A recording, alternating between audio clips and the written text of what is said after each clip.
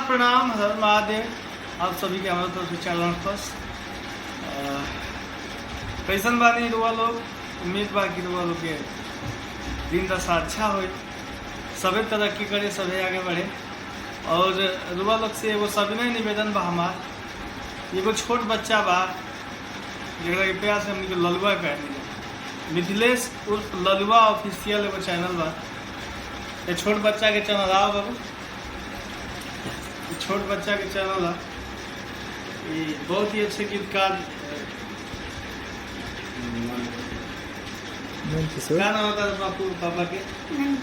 नंदकिशोर जी के लड़का है ललुआ। ये गाना गा के सुना देबो। हाथ में बीड़ा लेके आई हो, आज बजावे के पड़ी। हाथ में बीड़ा लेके आई हो, आज बजावे के पड़ी।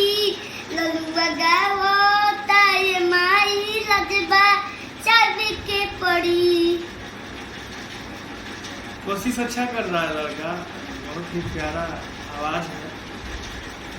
ये अभी सीख रहा है, अभी नया नया म्यूजिक ज्वाइन किया है, लड़का सीख रहा है। एक तरह के वो लोग आशीर्वाद दे कि लड़का आवे वाला समय में भोजपुरी खातिर कुछ अच्छा काम करे। तब मिथिलेश उर्फ ललुआ चैनल के लोग लाइक करी, सब्सक्राइब करी, कमेंट करी और ये बच्चा के गाना शेयर करी और खूब प्यार आशीर्वाद दी। नमस्ते, प्रणाम।